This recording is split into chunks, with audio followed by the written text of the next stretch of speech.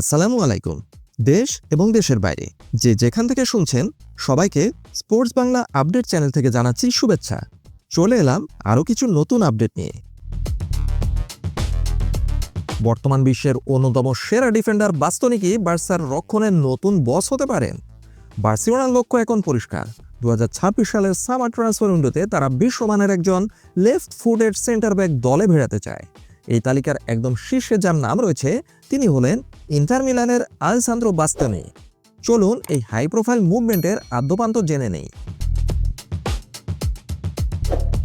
কেন Alessandro Bastoni বার্সেলোনার main target?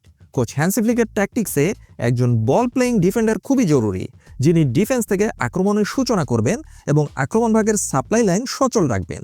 Bastoni ঠিক সেই ঘরানার একজন খেলোয়াড়। গত মৌসুমে চ্যাম্পিয়ন্স লিগের সেমিফাইনালে বার্সেলোনার বিপক্ষে তিনি তার সামর্থ্যের প্রমাণ দিয়েছিলেন এবং বার্সেলোনার সেরা খেলোয়াড় লামিন ইয়ামালকে এক কথায় পকেটবন্দি করে রেখেছিলেন।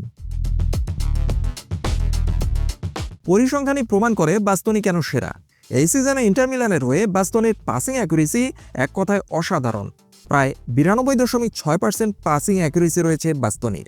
একজন ডিফেন্ডার হয়েও তিনি মাঝমাঠের প্লেমেকারের মতো বল নিয়ন্ত্রণ করতে সক্ষম। সামাজিক যোগাযোগ মাধ্যমে কি ইঙ্গিত দিয়েছেন বাস্তোনি? সবচেয়ে বড় গুঞ্জন শুরু হয়েছে বাস্তোনির একটি ইনস্টাগ্রাম লাইক থেকে। একজন সমর্থক তার পোস্টে মন্তব্য করেছিলেন, কাম টু বার্সেলোনা, অর্থাৎ বার্সেলোনায় চলে আসুন। আর বাস্তোনি সেই কমেন্টে লাইক দিয়েছেন এবং ভালোবাসা দেখিয়েছেন।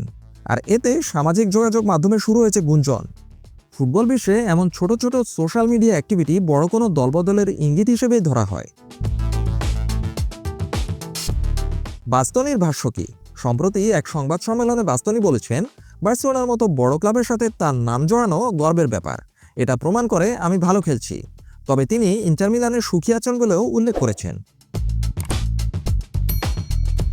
ডেকো গোপন মিশন চালিয়ে যাচ্ছেন এবং ফ্যাব্রিজিও রোমানো সম্প্রতি একটি আপডেট দিয়েছেন।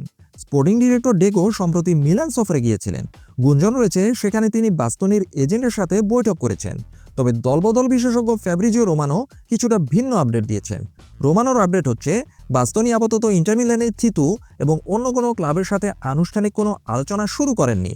ইন্টার মিলানের সাথে তার চুক্তি রয়েছে 2028 সাল পর্যন্ত, যেটা কিনা বার্সেলোনার জন্য একটি বড় বাধা হতে পারে।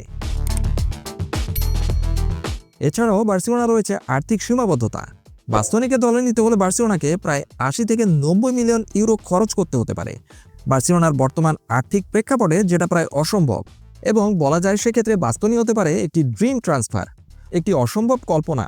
যদি বাস্তোনিকে পাওয়া অসম্ভব হয়ে দাঁড়ায়, তবে ডেকোর হাতে আরও কিছু অপশন রয়েছে।